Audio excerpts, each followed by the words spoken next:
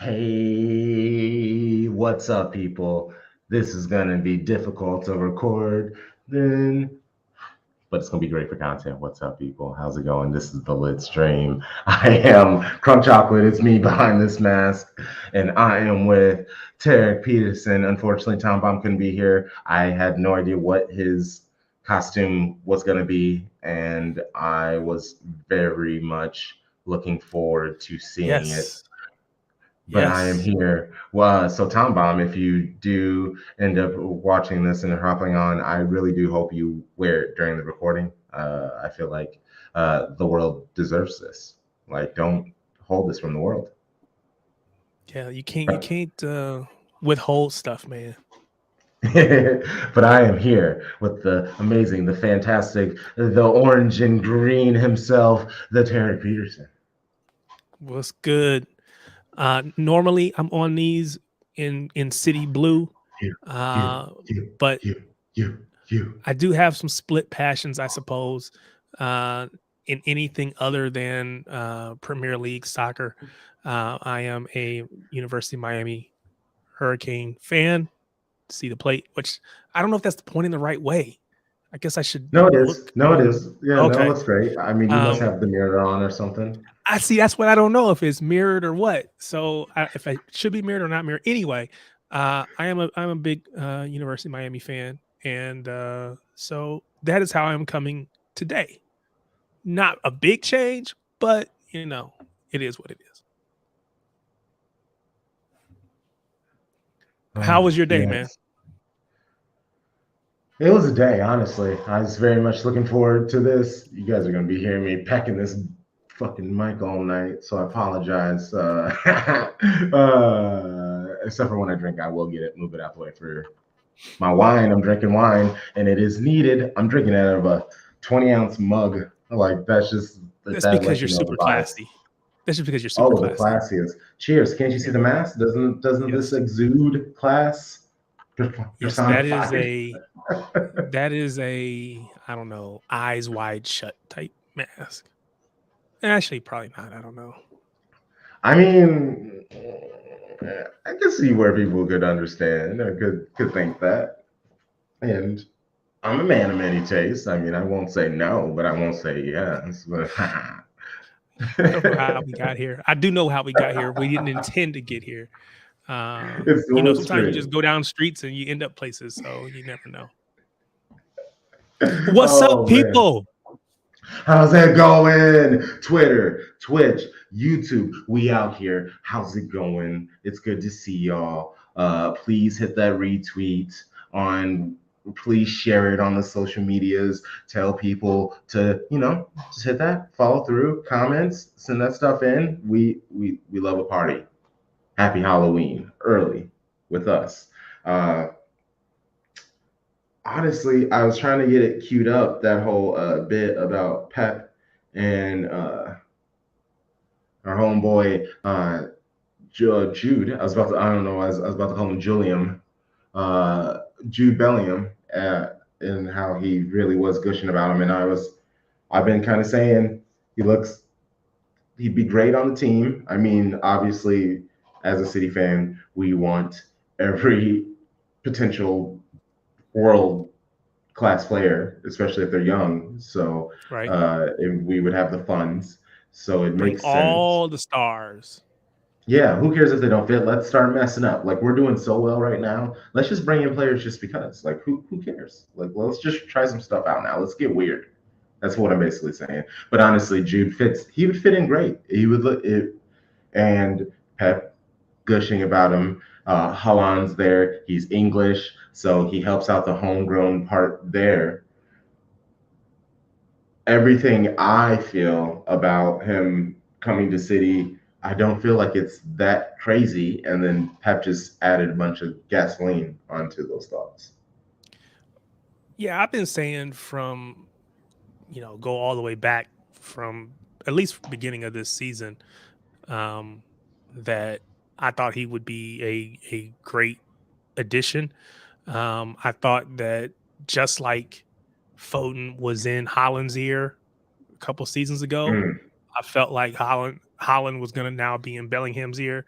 But then he also plays with the England team. So you got the Fotons, you got the Grealishes and the Stoneses and all those folks that he's going to be, especially if they all end up at the World Cup. They're going to have plenty of opportunity to pitch City and Pep and the project. Of course, all the other teams are going to try to do the same. Liverpool's going to try to do the same. I suppose United might try. I don't know that he would even consider that, but everybody's going to be trying to. He's going to be a very sought after target for sure, not just within the PL, but across all of the footballing landscape. He's going to be that target, unless of course Mbappe comes back on the scene. But I think outside of Mbappe or Haaland being on the market, which Haaland won't be, I think Bellingham's going to be that guy. And people will argue that they're different positions, so obviously it won't pull it. And people are saying Real, but they already have all these midfielders. Where are they going to throw him in? And he needs to be starting just as much as all those other players. Liverpool, does he really want to go deal with that shitness there? And also, he could go to Chelsea, like especially Conte. They haven't talked about re-signing him. So Conte-like player like Jude isn't as defensive as Conte, but maybe he could be so offensively talented that they don't have to worry about the defense, kind of like how City play. Like we focus so much on possession and where we have the ball. So if we lose it, we don't necessarily have to worry about our defense so much. So, those adjustments, but we, sprinkle a little bit of that like Bellingham juice, and we're going to bring in our guests. We're going to bring both of them out at the same time. Adam Rosen, #1 Cole Palmer fan. Josh Crutchmer, hello, welcome. How's it going, What's gentlemen? up? Adam, you really are the #1 Cole Palmer fan. Absolutely. Absolutely. I love it. Hey. He is who he preaches. When's he going to get his first Premier League goal? If he doesn't get, whenever it happens, I told my roommate he's going to go deaf. So I hope it happens soon, though, because we're waiting to absolutely go batshit crazy on Twitter about it. So need it to happen soon. Okay, so I guess you want Cole Palmer to grow. I think Jude might make that a little difficult for Cole. So how do you feel about the idea of Jude Bellingham at City? I'm fine with it, especially if we don't bring back, if Bernardo does end up leaving, which I don't think he will, or if Gondo leaves after this season. But you can't go wrong by adding more superstar talented depth. Plus, it would just piss off all the other Premier League fans more, which is all I like. I like when they're angry. That's the reason to do it. Facts. Look, Mahrez on that right wing is not what he was, and I know we have that part of the pitch covered, but Palmer's looked good there when the times he's been able to play over there on that side. He's looks good centrally, so I think he's going to find a long-term home regardless of where Jude goes. I think eventually Bernardo is going to get his wish. He may not get his wish to go to Barcelona, but he'll get his wish to go somewhere and be a number 10. And if that's not next season, it'll be the season after that. And that just seems like a perfect spot for Jude Bellingham to slot right in. And it makes everybody mad. That's true. Yes. Which is all the most important reason of all. I want everybody to take off everybody else. I just like when people get pissed off at us. It's really fun. It's the greatest, and that's why I keep calling ourselves the Sky Blue Empire. Like in the last episode, I put the Darth Vader music. Like, let's just embrace this stuff because we're constantly trying to show all the great things that they do and the way that City cares and how they helped boost their area. And no one cares about that. No one cares about it. They don't. They just keep going and trying to point at this like fictional scoreboard. So it's just like, all right, cool. Let's embrace it and just start trolling, I guess. I think what makes it strange is we are the villains while having the least villainous top to bottom roster one could have.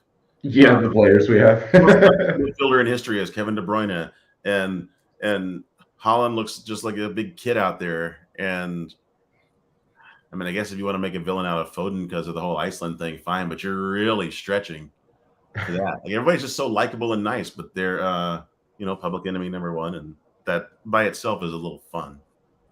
Yeah, That like is the I mean, reality of our players. No, You know, sorry. you can be the apple of everybody's eye. You could be the one that everybody's clamoring for. You know, your name is Jack Grealish, and everybody wants you on the pitch for England. But then, as soon as you put on that sky blue and white, all of a sudden you become public enemy number one. And that's just the reality that our players have to accept. I don't ever recall Jack getting this much hate as he's gotten this season, and it's only the last 2 seasons since he's been wearing that sky blue. So that's just the reality of our life as well. Our life as supporters, but their lives as City players. Hey, can we take a moment and pay respects to Josh's jersey?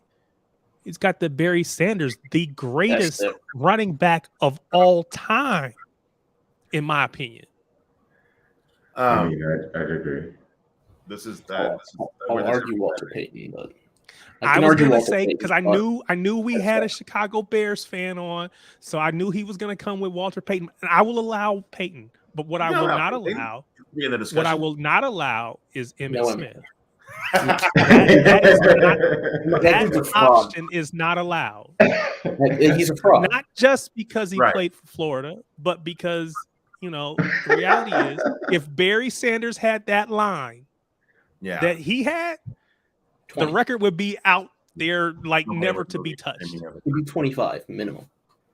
It'd be like 25,000. I'm just saying. I mean, they came into the league basically at the same time, and when they were,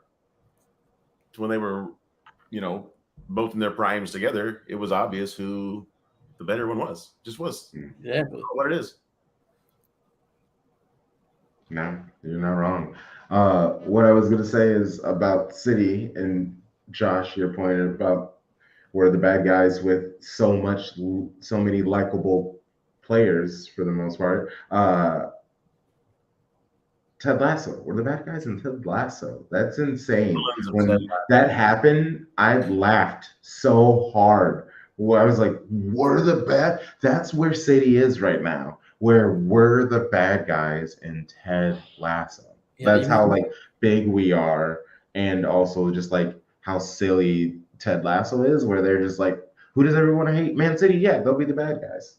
Yeah, it's my. I'll take the one. I mean, definitely. No. And I'm looking forward. I haven't watched the new season, so I don't know if they even actually make sense as to how City are the bad guys. There's no way in the last season that City are not somehow the last obstacle. I don't know that they'll make them actually beat City, but there's no way City are not the final boss in that series. Yeah, I don't even think they've announced season 3 release yet, which drives me nuts. Yeah, apparently they're being perfectionists about it. At least the scenes will be better. I know the actual gameplay scene, match scenes are crap. So I think they have a deal with the Premier League to get it better. So thank God. As long as it starts the same time the MLS starts, because that's the only time I'm getting my Apple Plus subscription is when the MLS starts back up and they're under that, because I'm not. That's the only time I ever do Apple Plus is Ted Lasso, and yeah, that's it. It sounds like you might be in luck. So, Adam, you're a Bears fan or a Chicago sports fan in general. Are you a Chicago Fire fan? So I used to really not care about MLS at all for a long time, but there was a time where I did like it, and now I'm trying to get back more into it. But I rooted for Seattle only because I liked their kits, and 2, I loved Clint Dempsey. So when I'm trying to get back into it, so I'm gonna go back to rooting for Seattle just because of that. And I'm like, that's really the only Chicago team I don't care about or don't like. It's not like I don't like, but I want to see players do well from them. seeing Slonina do really well was good, especially because it means good for the U.S. But of course, he has to go to Chelsea, so now I don't like him. But you're not rushing out to a bunch of games or anything like that. I don't think I've ever actually the first soccer match I was ever at was actually the City match at Lambeau this summer. Oh, okay. How was that? How was City at Lambeau? That was so much fun. It was wet, I got my but it mom was into amazing. I made my mom a soccer fan. She did not care about soccer at all. Oh, nice. That's nice, though. That's the best part. Yeah, I went to Welcome, Houston, Mrs. so I was in the stadium. So I'll brag in that. I was in an air-conditioned space. It was, I mean, the turf was horrendous, and so that's kind of why the play was bad. But That was pretty bad. Hey, we saw Holland's first goal. Exactly what I was gonna say. You got good weather. We got a Holland goal, the first Holland goal for City. Yeah, well, I think I read that. And The that funny- video, with Yeah. the lightning and everything, that was like really cool. Like That was the funniest part. That they literally 5 seconds. They got it ready to play again, and then 5 seconds right as they were 5 seconds before they actually kicked, there was a blast of thunder, and they're like, screw it. Yeah. That was insane. I was like, there's no way they're gonna keep this up, right? But Preseason friendlies are the best because they're all about the decorum and the the proper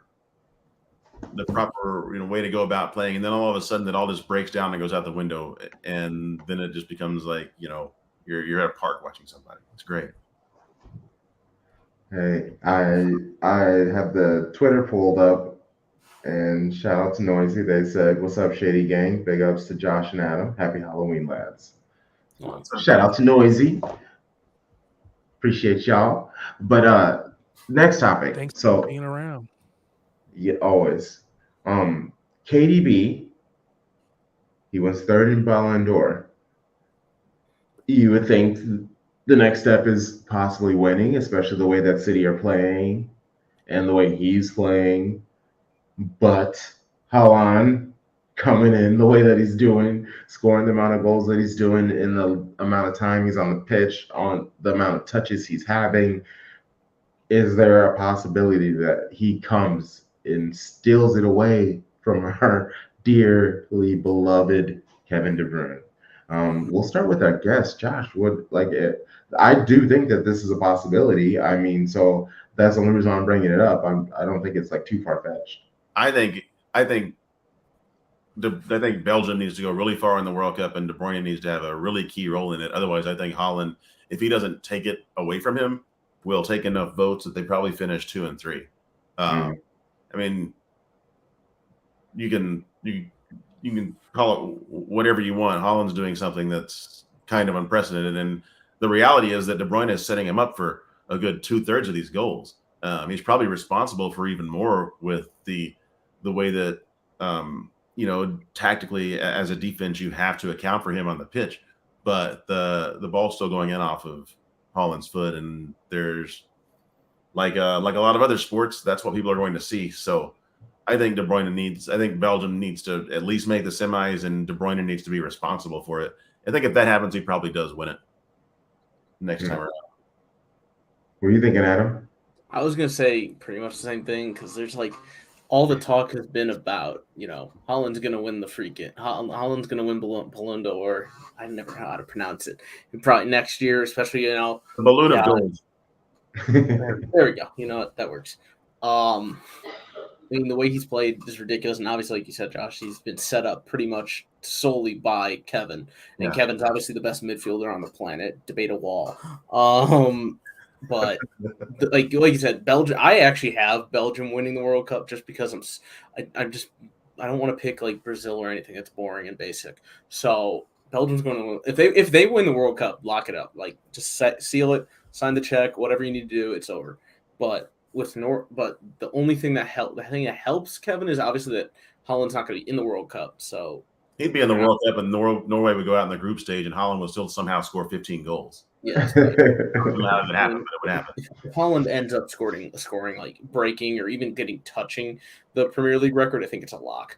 Yeah, especially if they win, hopefully win Champions League. God, please. That'd be so nice. This is the year. This is the year. I'm with these gentlemen. I think, and I think I've said this on one of our episodes. The fact that KDB gets to be in the World Cup is what will separate him from Holland, especially if they go deep. If they get to, semifinals to finals,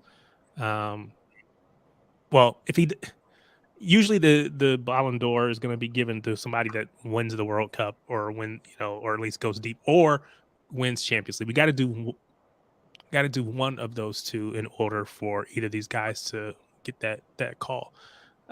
If we happen to do both, if we win Champions League and KDB wins World Cup, yeah, it's a guarantee. No one else should even be invited to the trophy ceremony. Just go ahead and give it to him. Do you think it matters? So look, we know it matters to Holland. We know that's part of his, master plan that they keep in those file cabinets. That at age 24 he will win the Ballon, whatever. We know it matters to Erling, or at least it matters to Alfie. Do you think it matters to KDB? I can't tell. Like he puts on this modest front, but then he just goes out there and absolutely eviscerates everybody on the pitch, and I can't tell.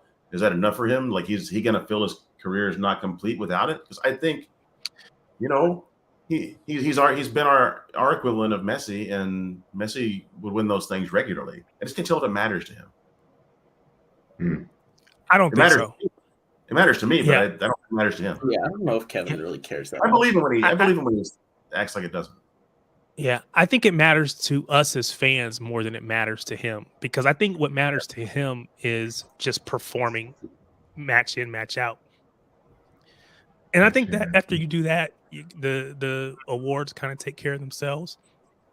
Yes. It matters to me because I feel like City players have consistently been left out of conversations that their play dictates that they be in. Whether you go back to Sergio Aguero, David Silva, all of those players should have been in those types of conversations, at least within the Premier League, and have not been awarded those. The fact that KDB has won the Premier League Player of the Year a couple of seasons was a big first step, but I think that he is. People say world class, and we talk about people that are just happen to be good. He is, if you are building a team and you're taking the top 11 players from the entire world, KDB's in that list. He's on that team in midfield. So he is truly a world class player. So he deserves every recognition we get. Yeah, okay. So I actually really love that what you just said with that, because like in basketball, people will be like, who would you rather start a team with, LeBron or Giannis? And so, like, are we really spoiled? Like, obviously, it's like Mbappe and Benzema, but like, how many other players? Yes, Neymar's talented, but do you want to build a team with him? Like, obviously, Messi, Ronaldo's gone, but like the list of those people that you would really start a team with, and at least in the footballing world, I don't think are many. And for a City to have, two obvious people, like, we're very spoiled. Yeah, I mean, look, we have this weird thing going too that we're such a deep team in every position. We have this habit, and I think we might see it tomorrow. We have this habit of letting at least our ability to attack really fall off. When it used to be De Bruyne for the longest time, and now I think it probably might be Haaland too, aren't in. We're the only world-class club that I can really think of that when one superstar goes out, like all of a sudden we look a little lost. I thought it would be different this year. I thought it's a little early too, but I thought it would be different this year with Alvarez in there. I thought he would just step right in and we wouldn't miss Haaland at all. But so far, at least in these Champions League games, these 0-0 draws, it hasn't been the case. So it's really fascinating because if you take those two players out of our team altogether, we're still one of the 5 best teams in the world. It's just weird to me that we don't always play that way, and it's getting kind of magnified this year is all. I think our expectations are so high this year that any game that we don't dominate, it almost feels like a cause for concern. He's pretty much started only in Champions League, talking about Alvarez. So I think there was the one where Gomez is out. So, of course that match becomes a lost cause at that point. Right. We end up with the draw. And then this last one, it was effectively neither team. Either team needed was a draw. The draw was a perfect outcome for both teams. Everybody advances. City gets first. Dortmund's just happy to get to the next round. So would they have liked to win? Sure. But I think we were content to just play out the 0-0 draw. And that ended up what we saw. But I definitely understand, because when we're not playing well, I'm on pins and needles the whole time, because again, I have these high expectations. But I just think that I'd be interested to see let's just say, for the sake of this conversation, that if Haaland doesn't play tomorrow, I will be interested to see how Alvarez does with a first team squad out there. Our first 11, as opposed to some of the backups or more rotation type setup. Yeah. No, I think we should just do the way we played the false 9, but just have Alvarez as that false 9, because he's not necessarily a striker, but he can play a striker. So it would just be best case scenario for that most of these players have played in that style, so it's not really anything new. So I mean, I don't think Pep really needs to be continuing. Also, Alvarez needs to be the man. So that's why I just want to make sure he's up top. I'm tired of this, him sharing the space with Haaland. I don't like it at all. There's talk that Haaland might not play tomorrow. I would really like to see a full 90 minutes of Alvarez leading a line. Yeah. You got to remember that the Argentina First Division is one of the best divisions in the world, and he would routinely have headlines that would just be like, scored 4 goals in a match, as recently as last spring. So I'd really like to see him just with a full 90. I mean, we know Haaland's the guy, but I would really like to let him cook for a match. Honestly, I'm totally fine letting Haaland rest tomorrow, just because obviously it's Leicester, and Leicester obviously, Leicester's, they're I think they're 19th, right? I know they're in relegation territory, but letting Alvarez play, you gotta let him play. You gotta let him play more. I mean, that's why you have him. You don't want to keep letting him sit on the bench. He's not going to be happy with that. And especially if Haaland's not 100% fit, there's no reason to play him. Just let him get him some rest. I agree with that. We need the 3 points, but we still have 6 points to play for against Arsenal, and it's not we should beat Leicester regardless. Yeah, and Leicester beating Wolverhampton 4-0 moved them outside of relegation zone. They are now in 16th, so they're just hovering right. They're right out. But yeah, exactly. And the whole thing is the bottom half of the Premier League. They're basically they're eating each other. It's not going well. So it's good luck towards them, because playing City is not going to be easy for them at all. And even with them, hopefully Julian getting the start, I still see City winning. I think Vardy or one of their players is going to get some crazy goal on us, but that's also how you have to score on this. You have to like catch a slip in and do some like greatness that like makes you basically look like you took on Man City by yourself, i.e. like Salah's goal. Like I hate how much they gassed all that stuff up. It's just like just slipped and he had a one-on-one with the goalie. Like we've seen this a million times with Salah. This isn't like some great thing that he did that is like a sign that Liverpool is about to take over the Premier League. And also, you get Liverpool. Let's say what it is. Liverpool has a whole team designed specifically to beat City. Yeah, and they can't beat anyone else. And every now and then, you know, the stars align and they win a bunch of games with last-minute goals and they win the league. And that's what happens because they got a really good roster. But at the heart of Liverpool's entire squad and philosophy and tactics are beating specifically Pep Guardiola's Manchester City team. That takes a lot out of you.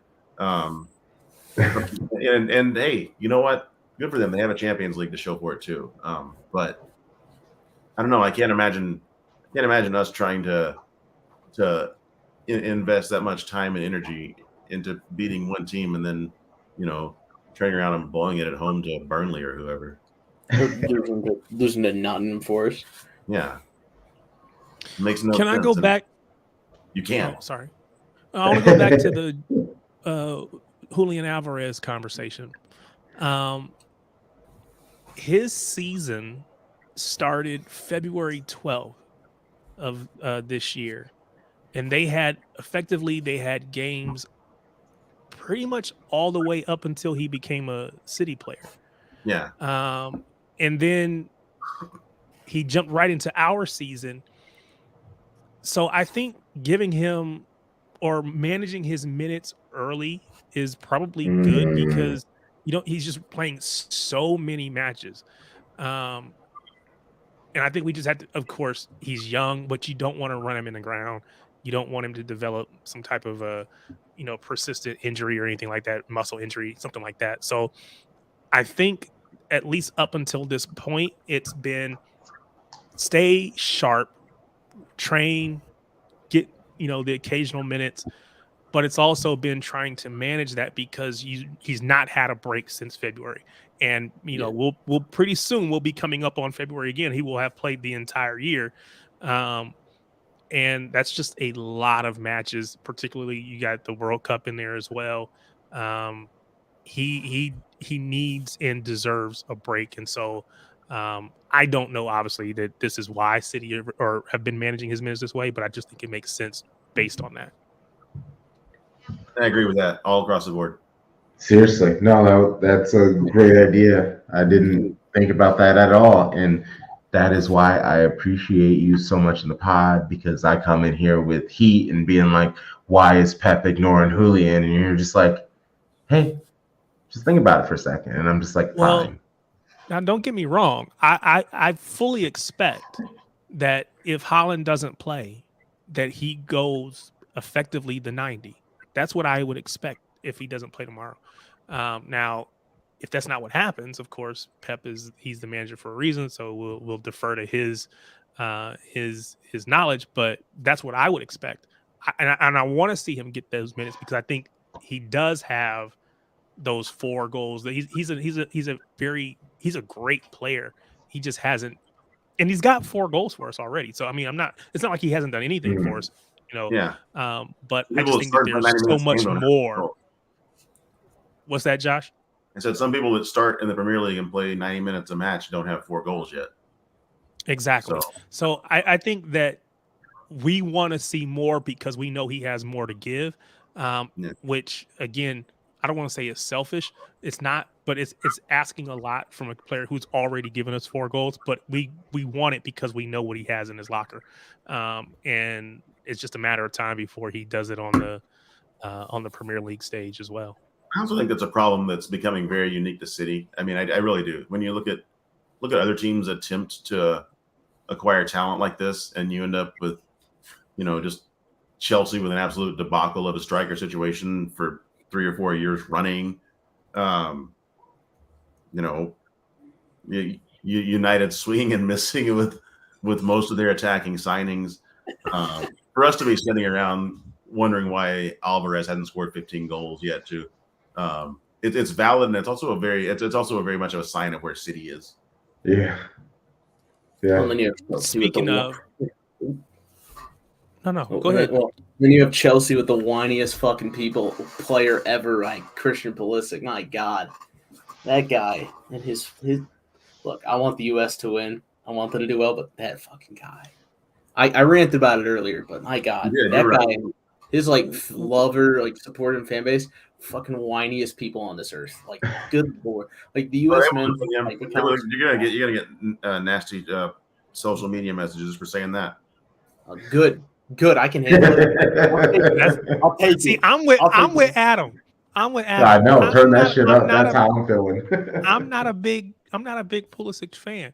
Again, I'm not saying he's a bad player, but I get tired of the. I don't want to even say self-proclaimed, but we anoint these people. Oh, he's Captain America. He's this. He's that. Prove it on the field. Prove it on the pitch. The dude can't stay on the pitch to save his life. So if we're going to anoint someone as, oh, they're Captain America and they're the face of this team, in my opinion, it shouldn't be Christian Pulisic. It should be someone that's less mediocre than that. Yeah, I mean, if we're gonna say who's the heart of the team, it's either got to be Weston McKennie or Tyler Adams. Absolutely. Both of the midfielders. 100%. That's who's driving this team forward. But he gets to go out there and parade around, and people parade him around as if he's this, the best thing ever. And again, not a bad player, but he's not all that we're making him up to be. And so I'm with you. I'm not a fan, and I'm also with you. Bring all the heat because we can take all the smoke. It's all good. Yeah, I want him to do well, but they call this fucking guy the LeBron James of soccer. Like years ago, that was like I was like, look, I'm not rooting for the guy to fail. Obviously, it's better if he does well for the US. I wanted to do well, but like, I mean, like you could legitimately argue that like Brendan Aronson should start over him, possibly. That's one of the problems. I have a problem with the way U.S. fans have elevated him a lot more than I don't think. There are many angles in which I could totally sympathize with his plight at Chelsea. Yeah, but it's the U.S. fan. It's like the casual U.S. men's fans that just drive me nuts. Those are the people who are like, God. And then Greg Berhalter. Don't even get me started on Greg Berhalter. Yeah, I'm not going to go down that entire wormhole. But all I will say about the U.S. is that I really wish that we as a collective fan base would raise our standards for what we expect from them. But I mean, the fact is that I think the majority of U.S. fans are really satisfied. Is too smug of a word, but I'm going to use it. I think they're kind of just satisfied to, beat Mexico more often than not and contend for every other Gold Cup. And I think the World Cup just becomes something that maybe feels too big for us. The spotlight's too bright. That's fine, but it's also strange. Because this is the only sport that we carry on that way in, and it's limited to our men's national team. We would never embrace getting out of the group stage for the women's national team, and so it's very. All of this is reflected in the way we have put Pulisic on this pedestal that maybe he hasn't quite earned. Could not say it better myself. Hey, that's why he's the man.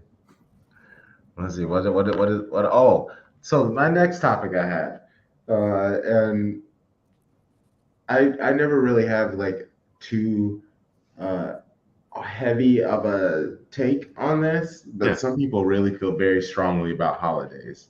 So I don't know if any of y'all are one of these people, but the question is, what is the worst holiday? And Adam, the way you're standing, do you have a take? Like, what's not going to get me? Like, You obviously feel strongly about something. You're not going to get me canceled out here. I would say St. Patrick's Day. Listen, New York. I understand the spirit of it is fun. Like the music can be catchy, but the way people don't take their Christmas trees down right like after New Year's absolutely drives me nuts. And granted, I'm Jewish, so I guess I'm a little biased. But oh my God, stop playing Christmas music before like Thanksgiving, please. Hey, Except for you worst need holidays. you need to see my Valentine's Day tree. I don't appreciate the hate you're throwing here. Once you see my Valentine's Day tree, you will completely understand having a tree up 24/7 all year round. Now, is this just one tree that you just redecorate? I'm not gonna tell It's you the my same tree secret. he's probably just never took down.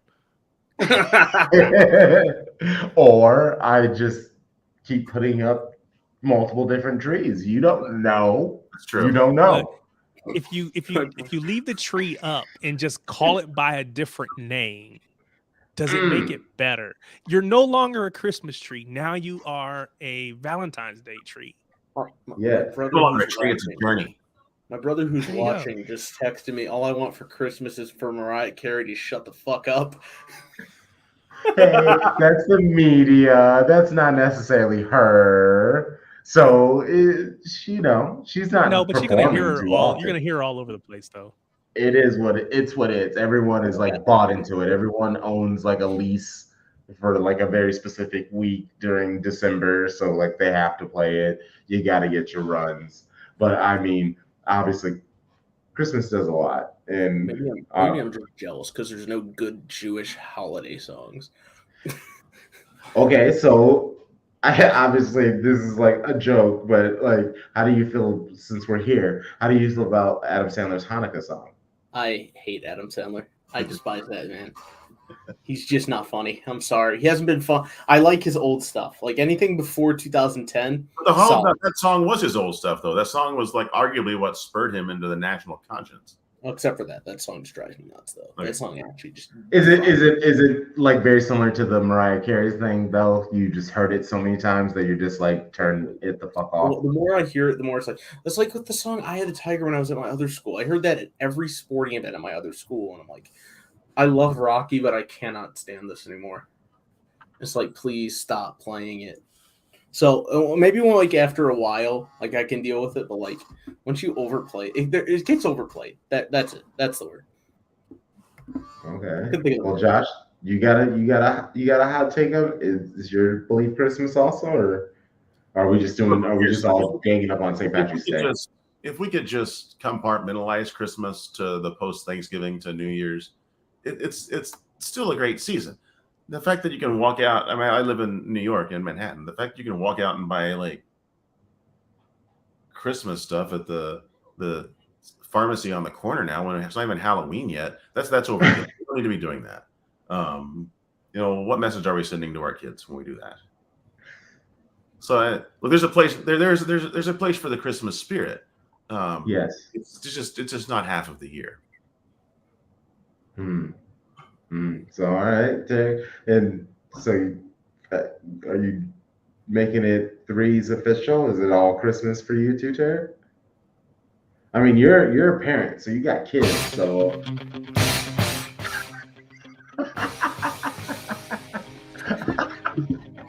I just did this for our guests, because I know how much he just appreciates this, how much it means to him. So,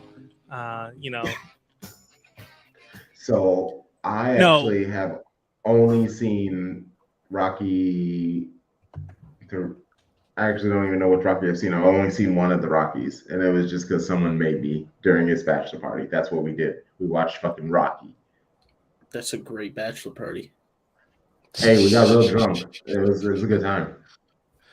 I don't have anything against Christmas per se. I'm not, I can care less if we have a tree. My wife wants a tree. My kids like a tree, so that's fine. When I was a kid, my mom wanted a tree. That's whatever. I didn't care about the tree. I don't have a worse holiday. I have a favorite holiday, and that is Thanksgiving, because I am greedy and I like to eat. And all of the best food is on Thanksgiving. And I get to eat, watch football, hang out with family. Eat, watch football, hang out with family. I mean, it's just like perfect. So every other holiday pales in comparison to Thanksgiving, in my opinion. So it doesn't matter whichever one you name, they all are competing for second place. So I haven't done this since the pandemic. But my December tradition when I would go to city matches was not the Boxing Day match, but it was like the week before Christmas when you could walk around like the holiday markets in Manchester. And what I learned was that in the wonderful country of England, their Christmas dinners are our Thanksgiving dinners. So you can do turkey, you can do the same menu, turkey and dressing, all the things for Thanksgiving. Then you can go over there, catch the mid-December matches in the holiday markets, and then go have more turkey. It's great. No, that sounds great. I mean, I didn't know that that's the one holidays where we connect in food, because usually we clash very much in what they eat and what we eat.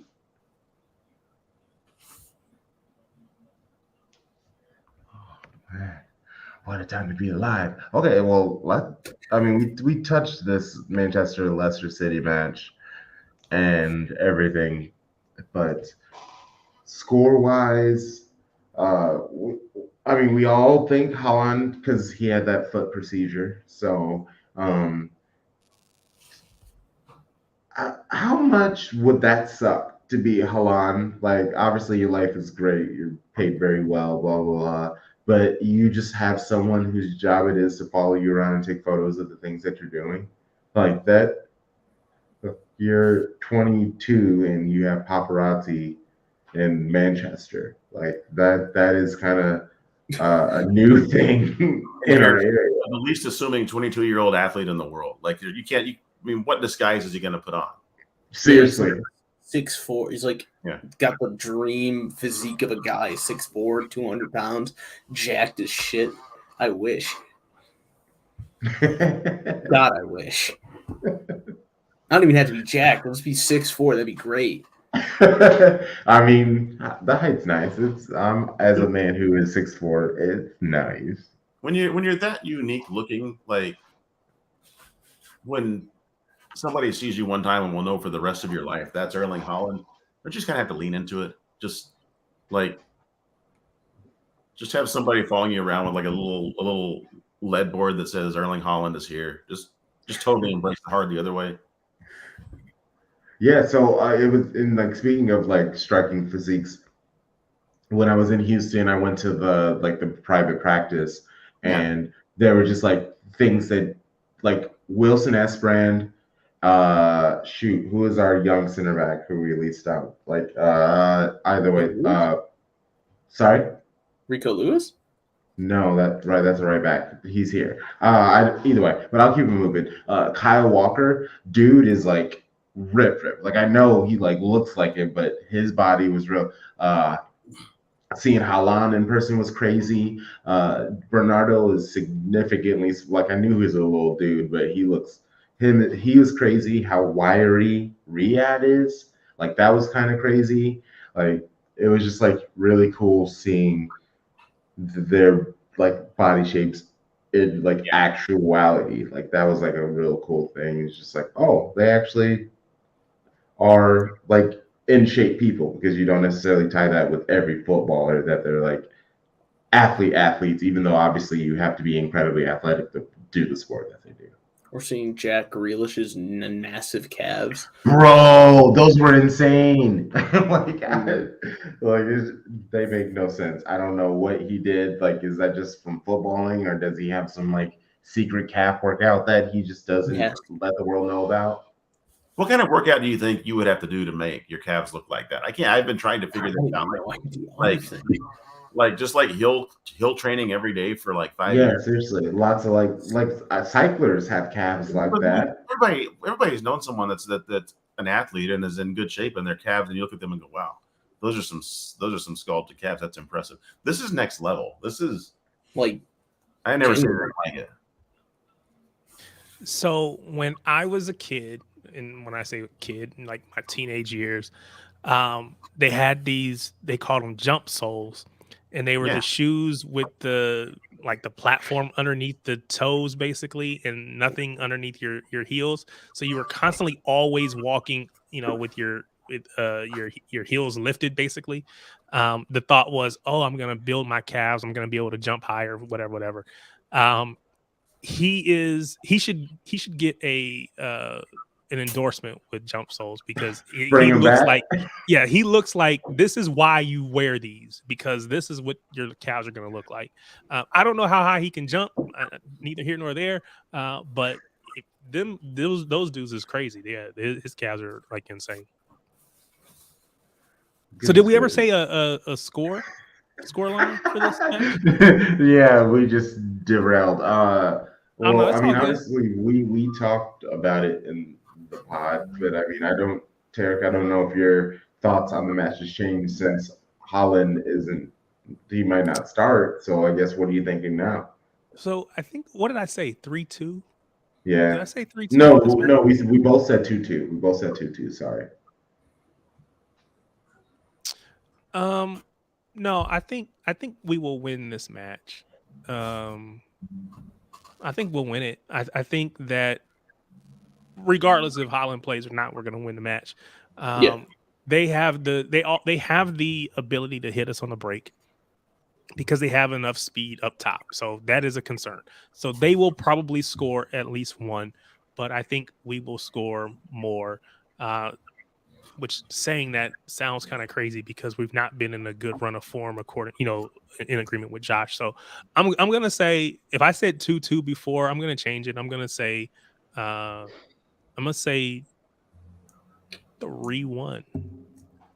And I could be lying. 2-2 might be the Dortmund match. I don't know. And that's what I was trying to remember. I don't know which one I said.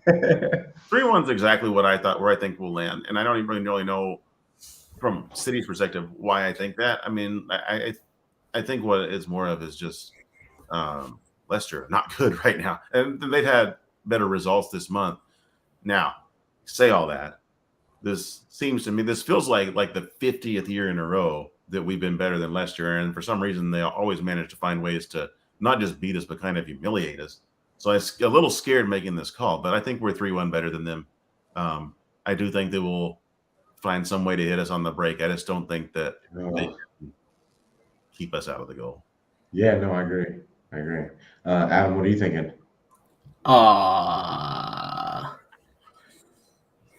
I'm gonna be insane, batshit crazy, and go 5-1. Just because. I would love that. I'm gonna predict it like I'm gonna predict that every damn week Cole Palmer's scoring a goal, and if he doesn't, I'm gonna predict that. I don't care. I'm gonna predict it. Even if he's like literally injured, I'm gonna predict him scoring a goal. I don't care. God, please don't let him be injured. Like, I don't care. I'm just gonna predict it every week. It's got to happen, right? It's gonna happen. It's gonna come true one week. It has to happen. And if it's gonna happen against any team, it is gonna be Leicester for sure. Whenever it happens, I'll look like a genius, and then we can just pretend I didn't guess it any other time. I just had to perfectly guess it that one time. If Cole Palmer scores tomorrow, I'm going to pull that clip up and be like, look at Adam Rosen. Look at him. He's all-seeing, all-knowing, the number one Cole Palmer enjoyer. Cole Palmer sent him a signed shirt. I will do that too. I hope you're right. I need it. I need it so badly. I mean, I want nothing more than our attacking trio of the future to be Grealish, Holland, and Palmer across the front. That'd be beautiful. Or Foden. Or where are you moving Phil? I put Foden back in the mid. I think Foden's long-term future is probably in the midfield where he plays more for England. I know he's been playing on the left for England more, but he's just so versatile. Not quite the field visionary that Kevin De Bruyne is, but the way that he can be anywhere, the way that sort of Gundogan was before him and still is probably where he'll make his longest lasting mark in the league. However, if you want to swap him and Palmer, I don't really care. They're both going to play for a long time. Phil is looking at that goal more than KDB does. So they're definitely different players. But we're gonna actually get to the guest topics because these are definitely Adam Rosen's topic. Why Cole Palmer should start every match and why he's already better than Lionel Messi ever was. So I'm definitely clipping this part out. So Adam Rosen, where are you coming from with this insane, extremely hot take? Has Lionel Messi has Cole Palmer ever missed a free kick in the World Cup final? Has Cole Palmer ever lost in the World Cup final? Hard to argue. That's what I thought. Oh, that's great. No, that's great. I mean, No, this I'm guy. definitely clipping this. I'm for I've sure never clipping seen Cole this. Palmer in the World Cup final and lose because of it. Nope, never seen it in my life. Messi could never. Yeah, and if you bring up his appearances in the World Cup finals, you're just trying to prove it. You're just trying too hard. I'm sorry. It's just the truth. The facts state the truth. He's never lost in a World Cup final. He's literally never lost a World Cup match in his life. He's never lost like any of that. So sorry. It's just the I truth. think it's an airtight case. Yeah, exactly. Open and shut. No, I mean, especially when the whole thing is like banter and argument, it's the way, the avenue you chose. That's some pine, baby.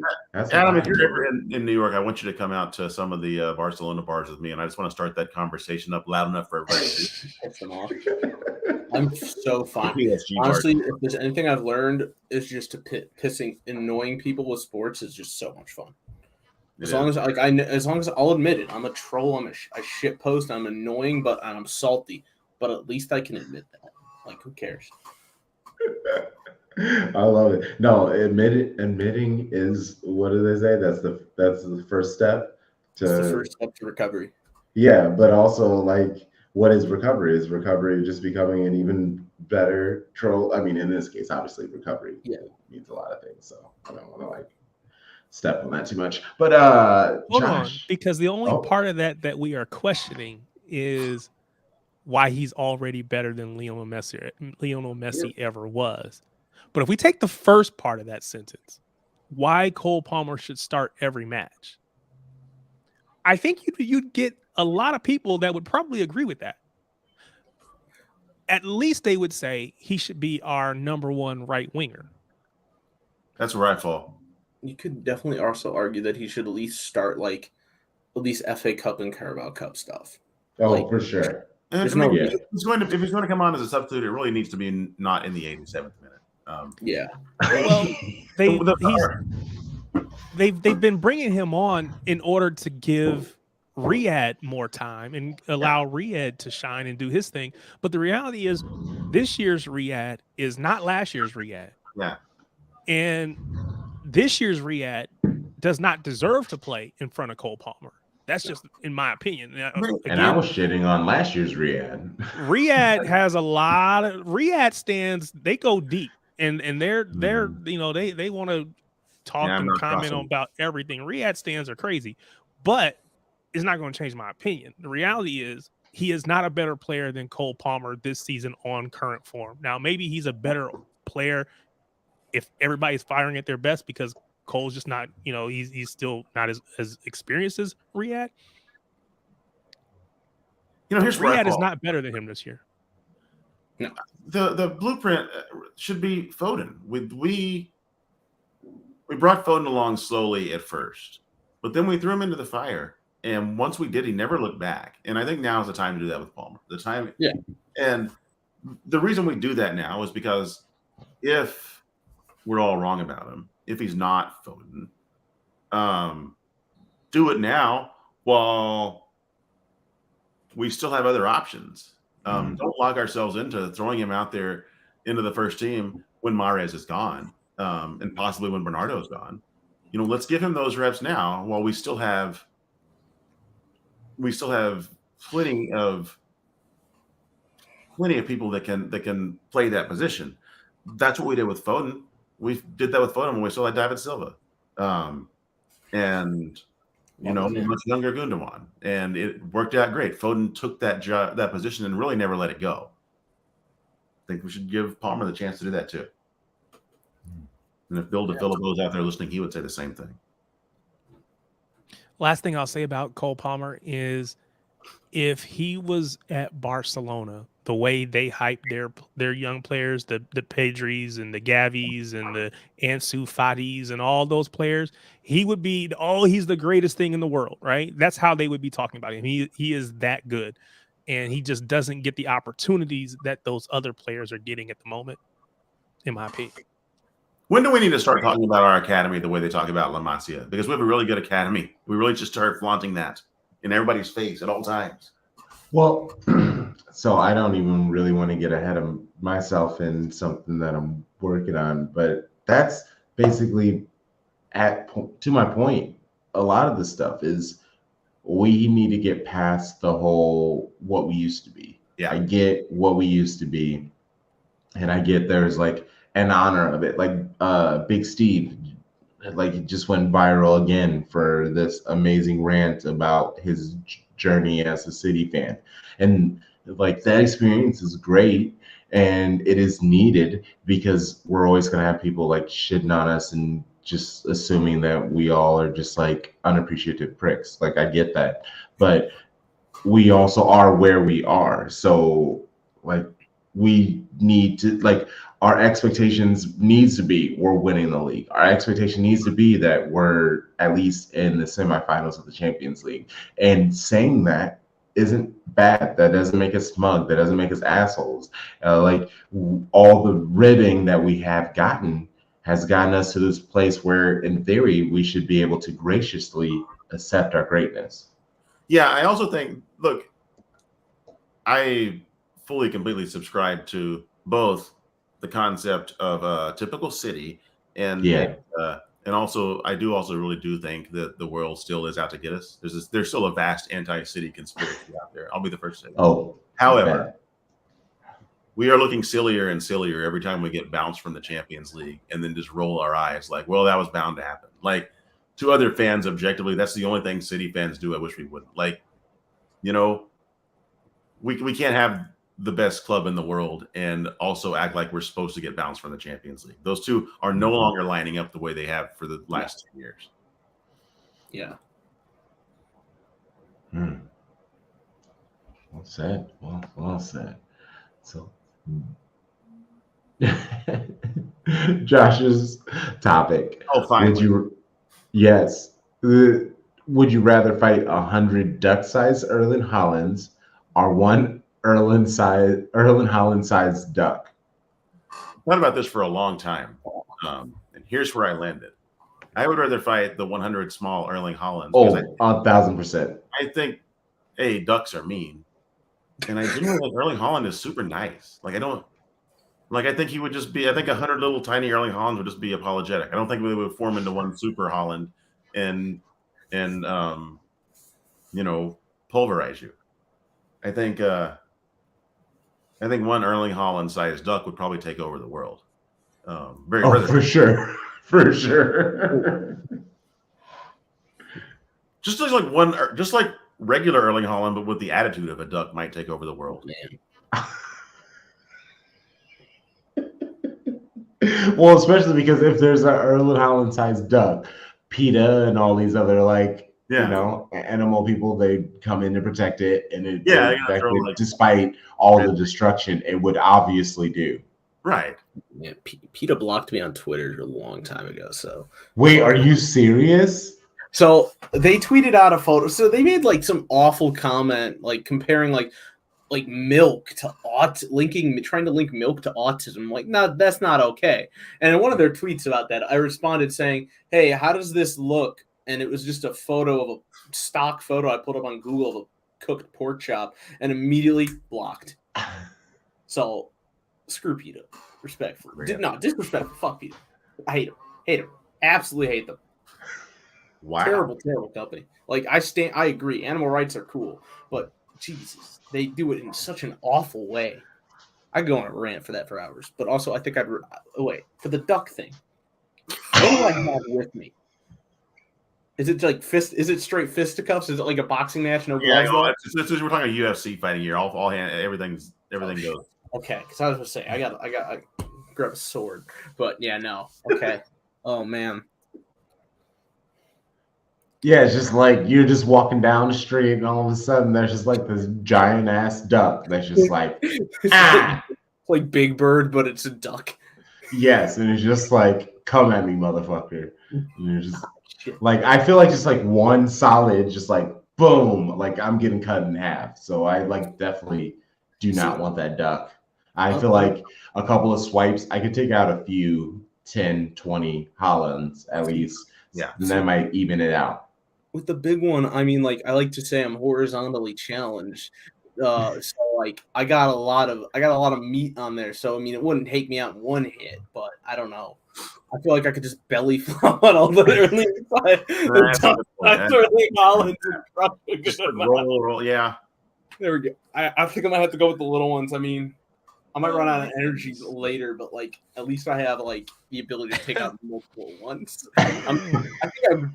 I think I'd piss myself if I saw a 6'5" duck on the street.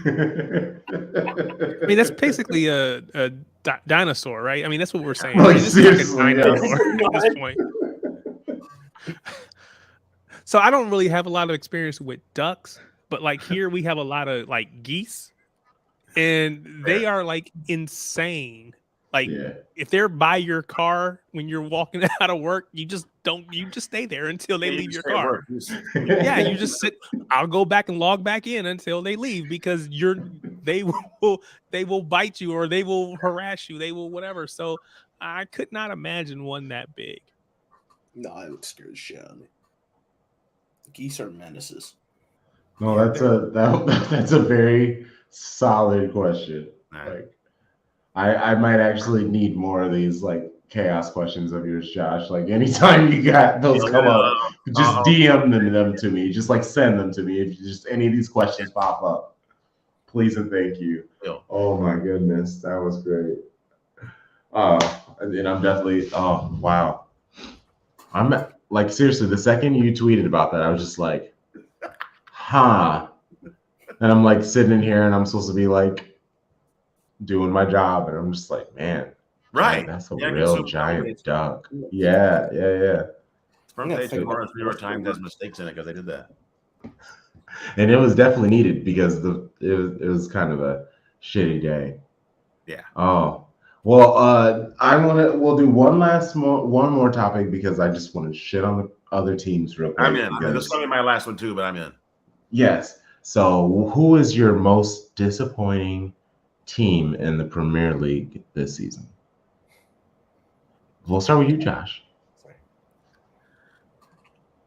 Man, there many options out there, but I'm going to go. I'm going to take the obvious one.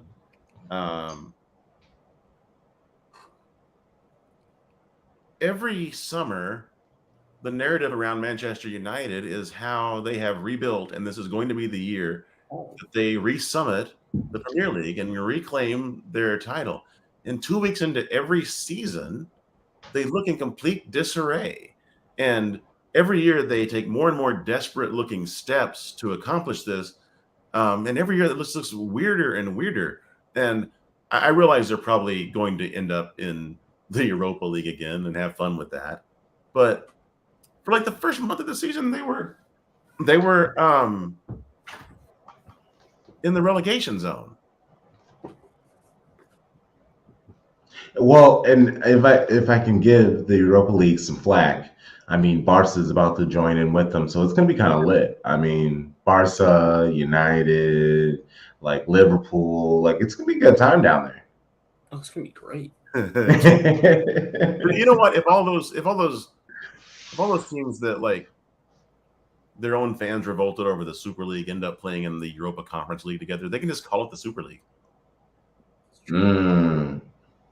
That's good. Adam, how are you feeling? I want to say Liverpool, but I feel like that's an easy answer. I mean, say just because they're on the ground doesn't mean you don't need to kick them. I don't want to give them any attention. I hate them. Screw them. So you know what? I'm going to say this because I know it's an absolutely crazy opinion because it's not that they're that disappointing. I'm going to say Nottingham Forest because there was so much hype about them getting back to the Premier League and they just suck. They kind of suck. And yes, they just beat those losers last weekend, but like I don't know. I didn't think they would be like good. I didn't think they'd be like amazing at all. I didn't think they'd be even top 10, but like God, they are terrible. They are exceptionally I don't want to bad. I don't want to give any attention to the Red Peacocks, so screw them. I'll say Forest. Derek, what say you? This is hard. I mean, the reality is most disappointing. You have to have expectations in order to be disappointing, right? Um, and I definitely understand why Adam doesn't want to give them any credit or just even doesn't want to mention them because, again, why bring attention to them? But no one had higher expectations outside of City than a Liverpool team, and to see them currently in 8th, and so far off the mark, as far as 12 points behind Arsenal. I think that would have to be close. But I'm gonna throw Leeds into this conversation. Yeah. I feel that the way about not wanting to give Liverpool credit or any credence. That's how I feel about Leeds. Like, fuck Leeds. Like, I feel about Leeds. So, like, the word disappointing strikes me with Leeds because I do feel like just looking down at them and going, just shaking my head in sheer utter disappointment at their lack of ambition and performance, as it turns out. I don't know what I thought they would do, but when you use the word disappointing, like, that's how I feel about them. Every time I see them, I just cross my arms like an angry parent and stirs, like a teacher that's just exhausted from watching kids all day and looking down at Leeds. Like, you guys done playing yet? Would you please just go? Yeah, don't feel that. And I hate Liverpool, like, with every fiber in my being. More so than anything. And like I understand I'm supposed to hate United more, but it's like, who is more of the competition at the moment? So yeah, maybe if United steps their game up, then maybe they'll step and become number one. But right now it's Liverpool, and it's been Liverpool for some years. So as I want to see that whole place crumble. I love watching Klopp slowly go insane. Like, all of what's happening to them right now is needed. It's deserved. They did not think about the future. They just, like Josh said, they were made to beat us and just like take glory from us. So like, you can't succeed trying to take another person out. And like, that I feel has been Liverpool's whole thing. And yeah, it gets you like temporary glory, but once you kind of lose that and you can't keep up with City, like where you are now, you're at the spot where you're lost and you're just scrambling for how do you inspire your players now. You know what I find boring and disinteresting about Liverpool now? It's like the whole going to Anfield stick and throwing stuff at the buses. Like, it's just like, yeah, we're still doing this. Okay, why are we still doing this? Good, stop. You're not impressing anybody anymore. Why are you doing this? Move on to some other gimmick. I don't care what the gimmick is. It doesn't have to even be better. Like, But yet they will tell you that, oh, no one cares about City. No one even cares about us. They'll tell you that, oh, it's no rivalry with City. It's only with United. But yet they will go out of their minds. They will go out of their minds to try to, make this big scene or whatever. So it's like, you can't have it both ways. If you don't care about it, you just don't care. Take your losses and move on. You know what I like to do when something's not a rivalry is constantly shout that it's not a rivalry. Non-stop. Well, I want to thank you, gentlemen. This is the end of the Lit Stream. Josh, Adam, you're both most dope people. I don't know if this is a thing that you guys do, but it is what you do typically at the end of a show like this. Is you ask them if they want to plug themselves. So, Adam, go ahead and please plug yourself, sir. You can follow me on Twitter at ARROSEN76 for Cole Palmer propaganda, City propaganda, or if you just like any Chicago sports and like suffering like I do, you can follow for that. I tweet LOL every time the Bears play because they suck. Yes, they take another one on Monday. Hell yeah. Hell yeah. Let's go. Yeah. Let's go. That's all I got. So I am my first initial and last name on Twitter, Jay Crutchmer, and in my bio you can find all of my my various side interests and jobs and stuff. But if you're just following for the follow, I will never stop shit posting about City. I just won't. I'm not going to stop tomorrow. I'm not going to stop in 10 years. They'll have to either, Elon Musk will have to shut Twitter down or ban me. But until then, I was just getting ready to say. Till then, I'm going to post Erling Haaland as Superman and Phil Foden as Michael Jordan memes until. Didn't Elon Musk say he was going to try to buy United?